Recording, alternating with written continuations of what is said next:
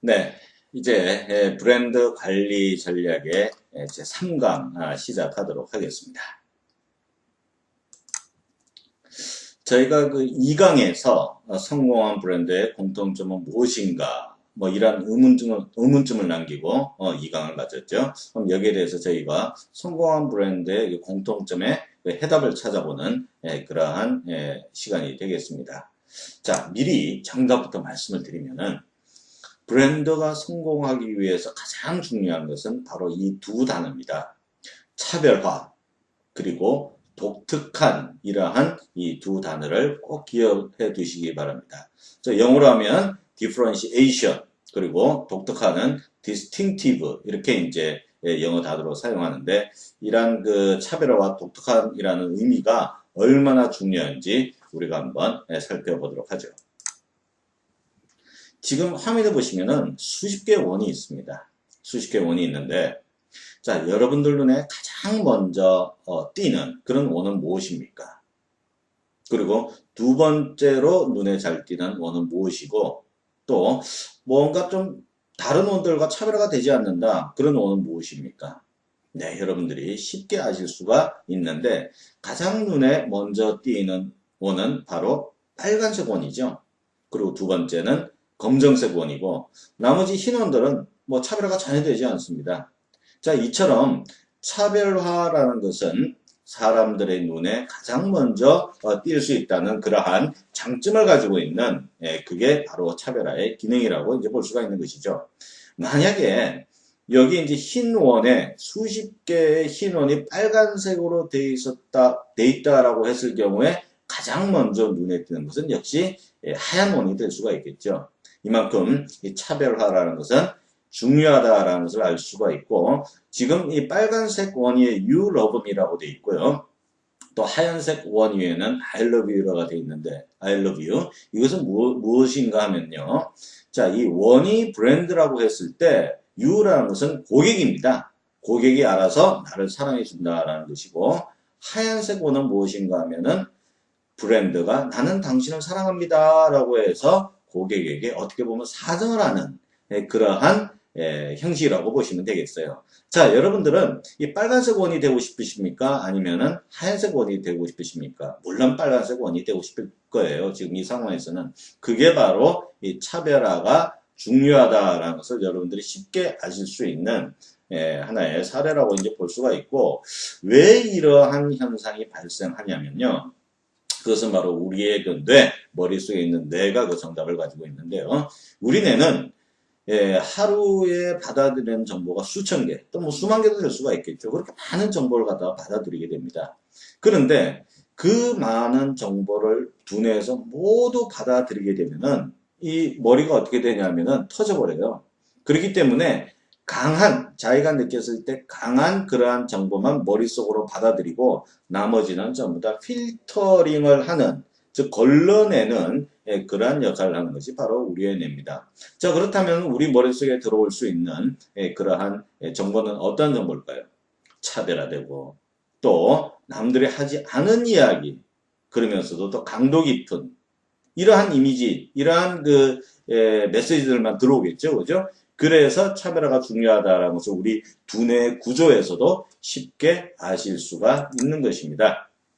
자, 그렇다면은 뭐 사람도 차별화가 될 수 있고 물건도 차별화가 될 수가 있는데 브랜드가 가지고 있는 차별화라는 것은 과연 무엇인가라는 것을 우리 두 가지 축으로 한번 생각해 볼 수가 있는데 첫 번째는 무엇인가 하면은 고객에게 어떠한 차별화된 메시지를 던져야 하는가라는 것이 이제 첫 번째 차별화고요.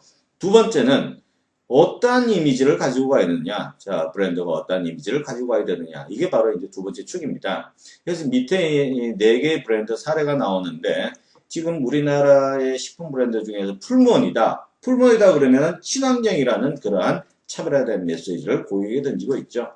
다른 식품 대비. 굉장히 강한 그러한 컨셉을 가지고 있는 풀무원이고요. 또 여러 개의 그 스포츠 브랜드 중에서도 이 나이키는 다른 브랜드가 갖지 못하는 도전이라든지 열정이라든지 이러한 차별화된 컨셉을 가지고 있는 것입니다. 그렇기 때문에 두 브랜드가 이제 성공을 할 수밖에 없었다라고 보여지고요. 또 이미지에 있어서도 차별화는 코카콜라 같은 경우에는 즐겁다라는 그런 차별화 이미지를 가지고 있죠. 그리고 이 애플, 여러분들이 많이 사용하시는 이제 애플 제품 같은 경우에도 항상 뭔가 남들이 만들어내지 않는 창조적이다라는 그러한 이미지를 가지고 있는 것이에요. 그래서 브랜드가 이렇게 친환경, 도전 이런 것처럼 남들이 가지고 있지 않은 그러한 차별화된 메시지, 그리고 또 즐겁다, 또 창조적이다라고 하는 다른 브랜드보다 훨씬 더 강한 차별화된 이미지를 가지고 있으면은 그 브랜드는 성공할 수밖에 없는 그러한 상황이 있다라고 우리가 해석을 할 수가 있습니다. 그런데 자, 이 차별화가 또 얼마나 중요한가라는 것을 이 그래프로서 한번 설명을 드리려고 하는데요. 자, 지금 보시고 계시는 이 그래프는 바람직하지 않은 증상입니다. 자, 브랜드가 바람직하지 않다라는 것은 고객에게서 점점 멀어지고 그 결과 매출이 떨어지고 기업에서는 이윤이 떨어질 수밖에 없는 그런 상황이죠.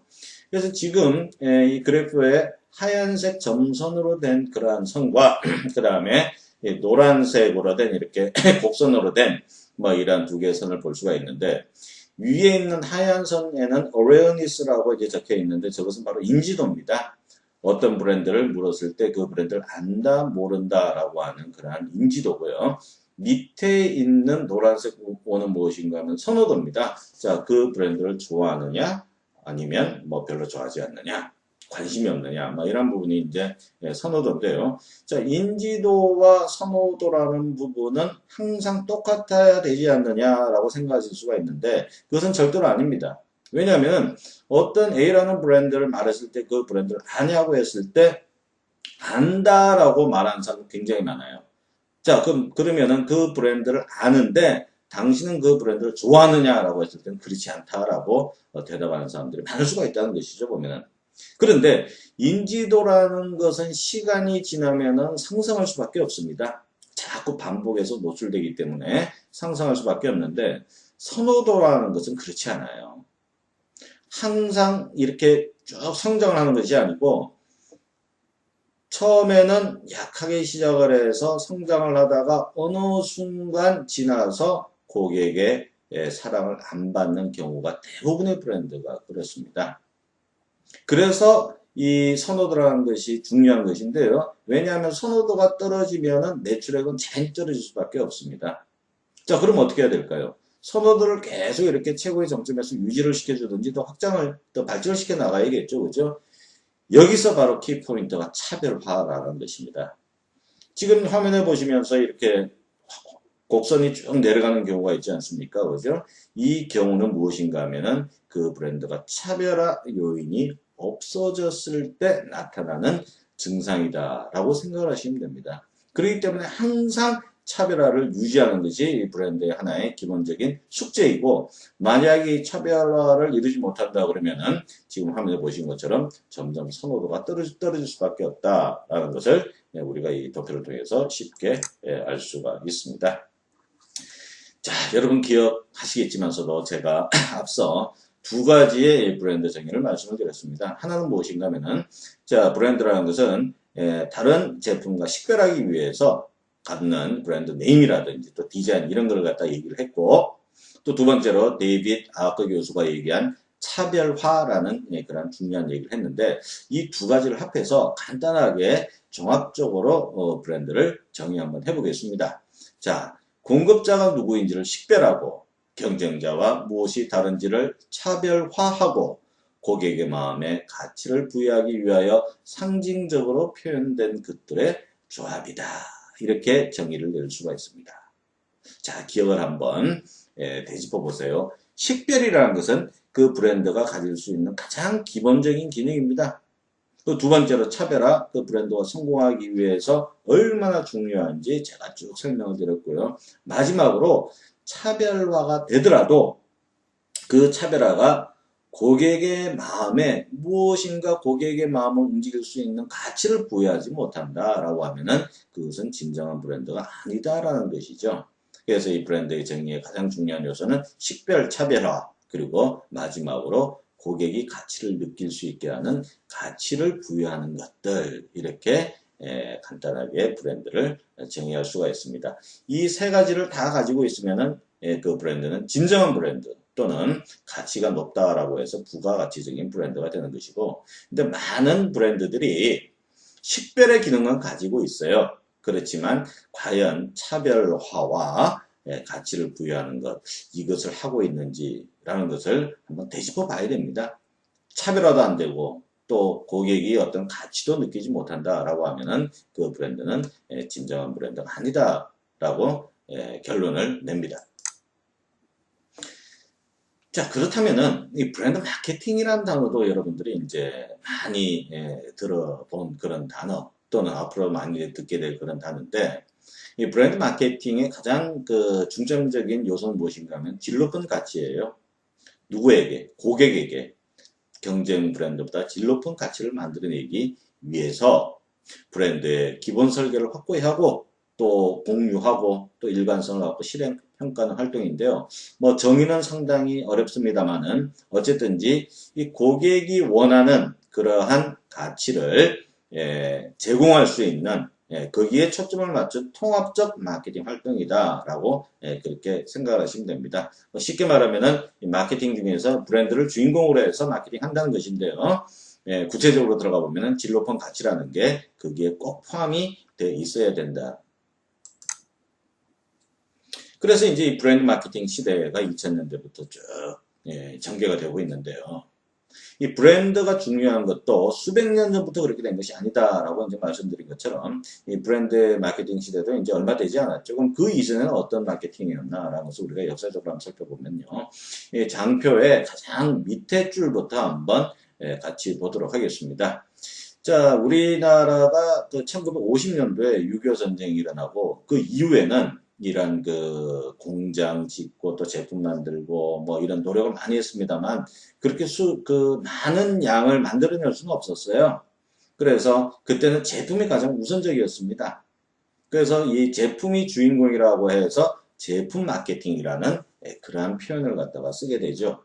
그래서 이때는 주인공이 수요자가 아닙니다. 물건을 사는 사람이 주인공이 아니고 물건을 만들어내는 바로 공급자가 주인공이고 제품도 많지가 않았어요. 그래서 뭐 치약 같으면은 뭐 지금 화면에 럭키 치약이라고 나옵니다만 이러한 한 종류의 제품만 가지고 많은 사람들이 사용을 해야 되는 그런 시대였어요. 이러면서 이제 공장에서 만들어내는 이 제품의 물량은 점점 늘어나게 되죠. 그러다가 이제 한 10년 지나서 1960년이 되고 이때부터 한 1, 20년간 이 가격 마케팅이라는 시대가 벌어지는데 이때는 무엇인가 하면은 자, 제품을 이제 많이 만들어내는 것도 좋아요. 좋은데 사람들이 좀 싸게 사고 싶다라는 그런 욕심이 생기기 시작합니다. 그래서 좋은 제품을 싸게 팔 수 있는 그게 이제 모든 기업들이 마케팅의 주인공으로 그렇게 삼고 있었습니다. 자, 이러한 60년대에서 70년대 시대가 지나고 1980년대가 되었습니다. 자, 우리나라가 점점 잘 살아지기 시작하는 그런 시대라고 이제 보시면 되겠어요. 그래서 1980년대 이때는 품질 마케팅 시대라고 합니다. 자, 품질 마케팅은 무엇인가 하면 말 그대로 마케팅에 있어서 주인공은 바로 품질이다. 좋은 제품을 만들어내는 것이 바로 이 마케팅의 생명이다. 라고 해서 이때는 이제 품질제일주의라는 그러한 말들이 많이 나오고 QC, 자, 퀄리티 컨트롤이라는 그런 얘기예요. 그러니까 품질을 이렇게 제어하고 이제 조절하고 하는 것이 이제 QC고 또 상을 줄 때도 이 품질 대상 뭐 이러한 상을 주곤 했습니다. 물론 지금은 이 품질 대상 대신에 무슨 상을 주겠어요? 요즘 시대에는 브랜드 마케팅이기 때문에 브랜드 대상을 갖다가 주는 것이죠.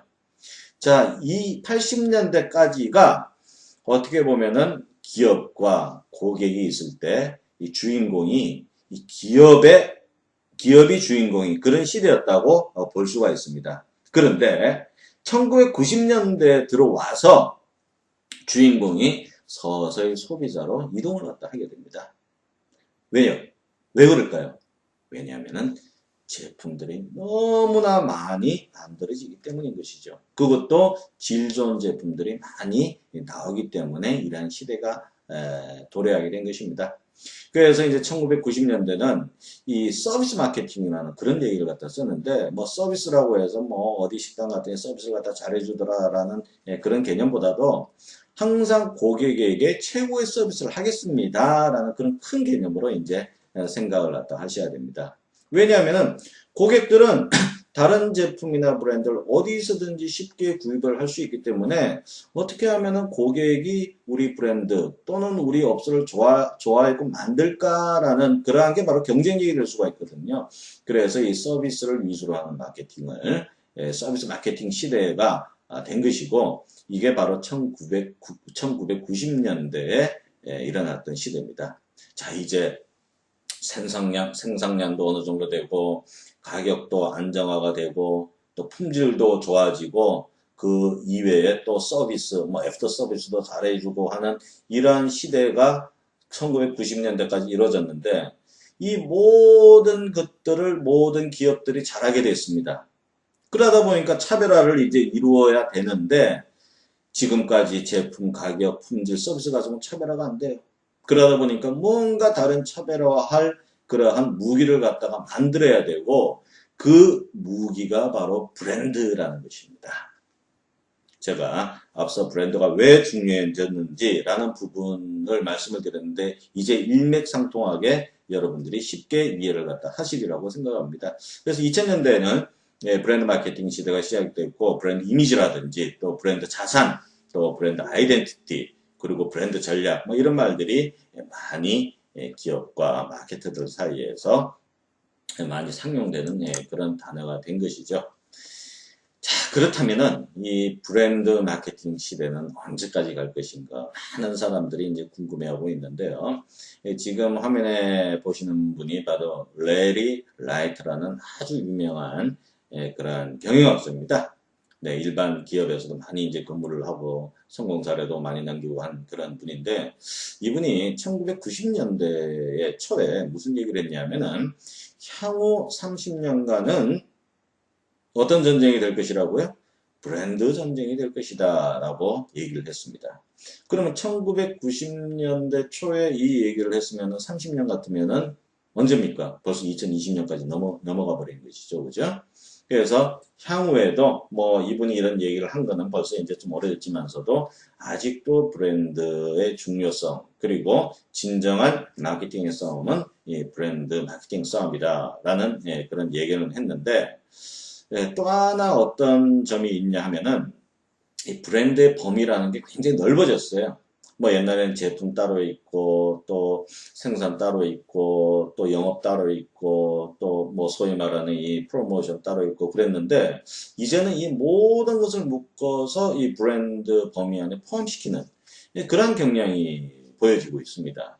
그러다 보니까 제품을 잘 만드는 것도 브랜드를 성공시키는 일이고 또 유통을 잘하는 것도 브랜드를 성공시키는 일이고 뭐 이러다 보니까 브랜드의 범위가 굉장히 넓어진 것이죠. 자, 이렇게 따졌을 때 30년간이 아니고 50년간, 60년간 그 이상도 이 브랜드는 마케팅의 주인공이 될 것이다 라고 우리가 예견을 해볼 수가 있는 것입니다. 자, 이렇게 이제 브랜드 마케팅 얘기만 했는데 그러면 뭐 우리가 이제 쉽게 아는 그 제품이라든지 브랜드 뭐 이 차이점을 이 마케팅의 주안점에서 다시 한번 생각을 갖다가 해볼 수가 있습니다. 자, 프로덕트 마케팅과 브랜드 마케팅의 차이점이 쭉 나타나 있는데요. 하나씩 살펴보도록 하겠습니다. 자, 첫 번째는 프로덕트 마케팅, 제품 마케팅은 한 시점을 가지고 범위 한계성을 가진다. 이건 무엇인가 하면요. 제품이 나왔을 때 아무리 훌륭하더라도 시간이 지나면은 그 제품이 안 팔릴 수밖에 없는 그러한 시점이 분명히 옵니다. 그리고 범위라는 것은 그 제품군을 벗어나면은 이 제품 마케팅을 했을 때는 그 제품군을 벗어난 범위에서 판매하기 힘들다라는 그런 얘기죠. 반면에 브랜드를 성공시켜서 브랜드 마케팅을 한다 그러면은 그 제품 마케팅보다는 그 판매할 수 있는 시간이 굉장히 오래 갈 수가 있고요. 또 다른 제품까지 확장을 할 수 있는 그런 장점을 가지고 있습니다. 또한 제품 마케팅은 제한적 매출 이익을 얻는다라는 것인데요. 제한적 매출 이익은 제품을 만드는 원가에서 고객에서부터 얻을 수 있는 그러한 그 프로핏 이익 부분이 그렇게 클 수가 없습니다. 반면에 이 브랜드를 성공을 시키면은 제품의 원가 대비 훨씬 더 높은 마진을 붙여서 고객에게 판매를 하더라도 고객이 구매를 한다는 것이죠. 왜냐하면 그 브랜드 자체가 좋기 때문에. 그래서 고부가 가치를 창출할 수가 있다라는 것이고, 세 번째는 자, 제품 마케팅을 하면요. 다른 회사에서 다른 기업에서 가격을 내려서 판매를 하면은 고객들이 전부 다 글러 몰려간다는 것입니다. 반면에 브랜드가 성공을 하면은 저쪽 제품이 아무리 우리 제품과 같다고 하더라도 난 제품을 사는 것이 아니고 브랜드를 구매하는 것이기 때문에 정말로 가격을 넘어선 탈가격 경쟁까지도 가능하다. 이렇게 이제 장점을 가질 수가 있고요. 또 마지막으로 제품 마케팅을 했을 경우에는 뭐 기업의 자산화가 될 수가 없습니다. 그 제품 자체가 자산이 될 수는 없는 것이죠. 반면에 브랜드 마케팅을 하면은 극단적인 경우에는 그 기업이 망하더라도 브랜드는 살아있을 수가 있다는 것이죠. 그래서 기업에서 요즘 가장 큰 자산이 무엇인가 라고 물어보면은 제품도 아니고 공장도 아니죠. 바로 브랜드가 그 기업의 가장 큰 자산이다 라고 그렇게들 결론을 내고 있습니다. 자, 이렇게 제품 마케팅과 브랜드 마케팅은 굉장히 큰 차이를 가지고 있고 브랜드 마케팅을 했을 때 엄청난 이러한 장점들을 가지고 있기 때문에 기업들이 모두 다 제품 마케팅이 아닌 브랜드 마케팅을 하는 노력하는 그러한 실정입니다. 자, 이 브랜드 마케팅과 관련해서요, 우리가 또 알아야 될, 고객적인 측면에서 우리가 알아야 될 부분이 있는데, 지금 제목에 보면 컨슈머와 매니아, 컨슈머와 매니아, 이제 이렇게 되어 있는데, 컨슈머라는 것은 여러분들이 아시다시피 소비자, 고객, 그런, 의미예요. 그럼 매니아는 뭐냐? 매니아는 미친, 열정적인 그런 뜻입니다. 그래서 그 브랜드에 미친 사람을 매니아라고 그래요, 보면은. 그 컨슈머는 뭐냐? 물론 광범위하게 보면은 매니아도 컨슈머에 포함이 될 수가 있는데 이 구별을 갖다가 해야 되는 이유를 한번 살펴보도록 하겠습니다. 자, 지금 1, 2, 3, 4번에 각기 이제 이 운동화들이 나와 있는데요. 1번에 any shoes okay라는 것은 어떤 운동화라도 괜찮다라는 것입니다. 내가 조깅을 해야 되는데 뭐 운동화를 뭘 신으면 어때? 뭐 고무신만 아니면 되지, 장화만 아니면 되지. 이렇게 운동화만 있으면 된다. 이런 고객을 기능형 소비자라고 합니다. 두 번째로, 자, 나는 운동화 하나를 신더라도 뭔가 좀 알아주는 또 내가 좋아하는 그런 브랜드를 갖고 싶어 라고 해서 지금 예로 제가 이제 4개 예를 들었는데 뭐 리박이라는 브랜드, 또 퓨마라는 브랜드, 또 아식스, 나이키 이렇게 이제 4개 브랜드를 자기 마음속에 가지고 있는 거예요. 자기 마음속에 이렇게 리박, 퓨마, 아식스, 또 나이키 이렇게 4개 브랜드를 목록을 만들어 놓고 이 4가지 중에서 구매를 갖다가 하는 고객층을 목록형 소비자라고 합니다. 그 다음에 세 번째로 선호형 소비자인데 prefer 나이키, 그러니까 나이키를 더 선호한다라는 것이죠. 그러니까 목록 4개 목록 같은데 나는 웬만하면은 나이키라는 브랜드를 구매한다라는 것입니다. 그래서 뭐 10년 동안에 뭐 운동화를 갖다가 4개를 산다, 뭐 8개를 산다 라고 했을 때 이 중에서 한 반 이상은 나이키를 갖다가 구매하는 그러한 고객을 선호형 소비자라고 하는데 이 고객들은 다른 브랜드가 뭐 50%, 70% 이렇게 세일을 하면은 꼭 나이키를 사지는 않는 그런 고객들이에요. 반면에 4번에 있는 only 나이키라는 고객층이 이제 소위 말해서 열광형 소비자라고 해서 매니아라고 이제 그렇게 표현을 갖다가 합니다. 그래서 이 사람들은요, 운동화만 나이키를 사는 것이 아니고, 운동화는 당연히 나이키를 사는 것이고, 모자라든지 또 기타 스포츠웨어 이런 것들 전부 다 나이키를 구매하는 정말로 이 나이키 미친 사람들이에요, 보면은. 예를 들면 이제 제가 나이키를 차례를 들고 있습니다만은, 이런 사람들은 열광형 소비자, 이렇게 이제 표현을 갖다가 써요. 자, 그러면 1번부터 4번까지 이제 4가지 소비자 그룹을 여러분들이 보셨는데, 어떤 그룹이 그 기업의 이익을 많이 가져다 주겠습니까? 당연히 4번. 열광형 소비자 그룹이 많이 가져다 주겠죠. 왜냐하면 그만큼 많이 사기 때문에. 그래서 그 아케처 연구 보고서라는 그러한 결과를 보면요. 4번 고객은 1번 기능형 소비자에 대해서 약 9배 정도의 이익을 가져다 준다라는 그런 조사 결과가 있습니다. 그래서 요즘 기업들은 많은 대중들을 상대해서 판매하기보다는 우리 브랜드를 선호하는 또 미치적 좋아하는 그런 고객들에게 훨씬 더 많은 애정을 보이고 노력도 많이 하고 있죠. 투자도 많이 하고 있고. 그래서 이제 뭐 마케팅 중에서도 개인 또는 어떤 특정한 그룹을 대상으로 해서 많이 투자하는 그런 마케팅 활동이 벌어지고 있습니다. 자, 모든 기업이 그렇습니다. 1번보다는 4번 열광형 소비자를 많이 갖는 고객이 돈을 많이 버는 것은 그건 두말할 나위도 없다라는 것입니다. 자, 여러분들이 잘 아시는 또 이 할리 데이비슨이라는 그러한 모터사이클 오토바이의 그 사례를 한번 제가 여러분들과 같이 한번 보고자 하는데요. 이 할리 데이비슨만큼 열광형 소비자 매니아가 많은 브랜드도 아마 드물 것 같아요. 보면은 이 할리 데이비슨은 1903년도에 만들어진 그런 회사입니다. 윌리엄 할리와 아더 데이비슨 형제들이 이제 만든 회사인데 1903년도에 처음으로 모터사이클을 만들어서 굉장히 발전을 갖다 많이 했어요. 그래서 미국 내에서도 많이 이제 마켓쉐어를 올리고 했는데 1970년대 지나서 80년대 이렇게 이제 가까우니까 일본 제품들이 판매가 많이 됐습니다. 그 이유는 무엇인가 하면은 가격도 싸고 이 제품이 굉장히 튼튼해요. 그랬더니 이 할리를 타던 사람들이 많이 이제 일본 제품으로 넘어간 그런 현상이 발생하게 된 거죠. 그러다 보니까 이 할리 데이비슨의 마켓쉐어가 굉장히 떨어지게 됩니다. 이래서는 안 되겠다. 그 생각을 누가 가졌냐면은 HOG라고 하는 할리 오너 그룹이에요. 보면은 할리 오너스 그룹. 여기서 이 우리가 사랑하는 할리 데이비슨을 우리가 살려야겠다. 라고 그렇게 생각을 했습니다. 그래서 이 HOG라는 그룹은 굉장히 유명한 커뮤니티인데요. 1983년도에 결성이 됐습니다. 그래서 이제 이 할리 데이비슨이라는 기업이 저가 경쟁에 밀려서 도산의 위기까지 이제 몰게 됐죠. 자, 그랬을 때 얼마나 사랑을 했는지 내가 이 기업의 주인은 아니지만 난 주인이다라는 그런 개념을 가지고 이 할리가 무너지는 것을 도저히 이제 볼 수가 없다라고 그렇게 생각을 갖다가 한 거예요. 그래서 사람들이 모여서 우리가 사랑하고 아끼는 할리를 이렇게 다시 부흥을 갖다 시키자라고 해서 해결사를 자처했습니다.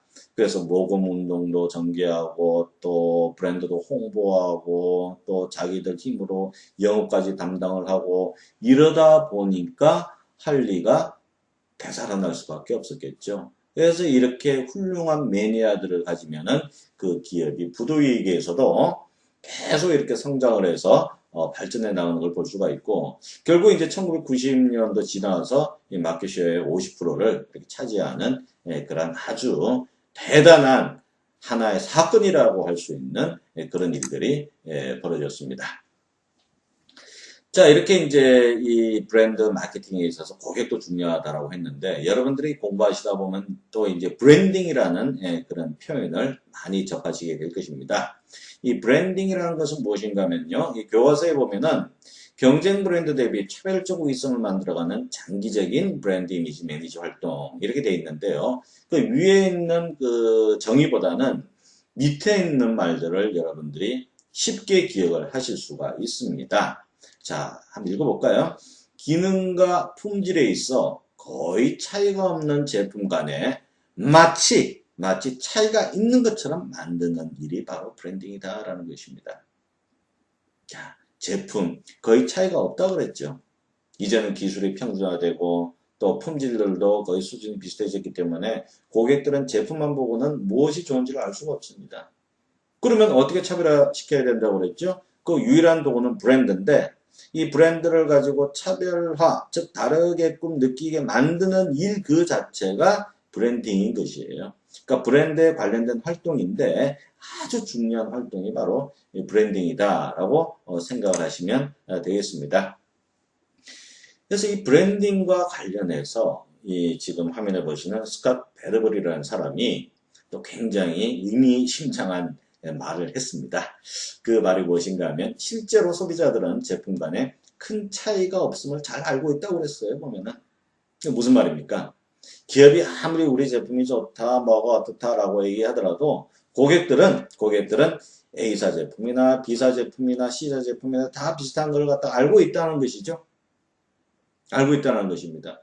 그럼 고객들도 브랜드를 보고 산다라는 것을 소비자도 알고 기업도 알고 그런 얘기를 이렇게 간단한 말로 표시를 갖다가 한 것이에요. 표현을 갖다가 한 것입니다. 보면은.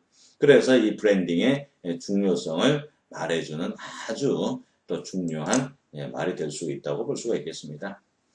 그래서 이제 제가 아까 이 나이키가 참 이렇게 매니아들이 많다라는 걸 사례로 보여드렸는데 또 이 신문기사에 보면 또 이런 게 나와요. 보면은 큰맘 먹고 산 나이키가 운동화의 불편한 진실. 이렇게 해서 이제 소비자 시민 모임에서 얘기를 했는데 무엇인가 하면 이 나이키 운동화가 나쁘다고 얘기한 게 아닙니다. 그게 아니고 나이키 운동화와 다른 운동화를 이렇게 비교해 놓고 봤을 때 가격 차이가 많이 나더라라는 것이죠. 가격 차이가 많이 나는데 실제적으로 품질을 꼼꼼히 조사를 해봤더니 나이키 제품이나 일반 다른 제품이나 거의 비슷한 그러한 품질을 가지고 있더라라는 것이에요.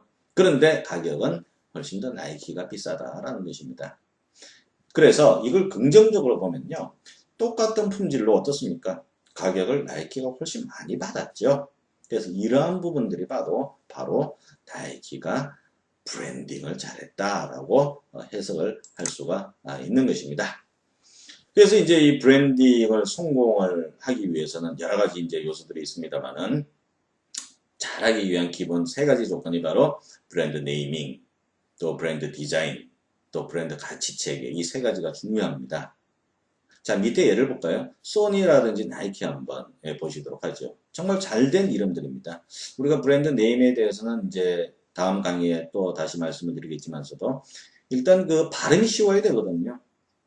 우리나라 사람들만 발음이 쉬운 게 아니고 세계 모든 사람들이 발음이 쉬워야 돼요. 또 의미도 좋아야 됩니다. 이 브랜드 네임이라는 것은. 두 번째, 브랜드 디자인, 뭐 애플이라든지 코카콜라. 자, 애플은 마크를 가지고 있는 것이죠.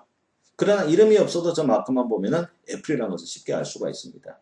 그리고 코카콜라는 워드, 글자로 만든 마크죠. 거기서 코카콜라의 개성을 굉장히 잘 드러낸 그런 디자인이라고 이제 볼 수가 있고요. 마지막으로 이제 할리 데이비슨과 제가 볼보 사례를 들었는데 할리 데이비슨은 자유, 젊음, 낭만이라는 이러한 확고한 가치를 가지고 있습니다. 그 가치 때문에 사람들이 할리 데이비슨을 구매를 하는 것이죠.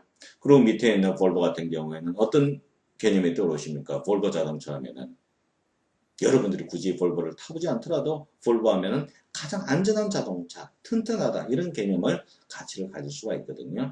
그래서 이 차별화라는 부분 굉장히 중요하고요. 이 차별화를 궁극적으로 브랜드의 활동으로 만들어주는 게 바로 브랜딩입니다. 그 브랜딩을 잘하기 위해서는 브랜드 네이밍, 브랜드 디자인, 그리고 브랜드 가치 체계 이 세 가지를 잘 해야 되고 이 세 가지에 대해서는 다시 한번 구체적으로 공부를 해 보도록 하겠습니다. 자, 이렇게 해서 브랜드 관리 전략 3강까지 끝내고 우리 또 4강에서 이 브랜딩의 구체적인 요소 같이 한번 살펴보도록 하겠습니다. 자, 수고하셨습니다.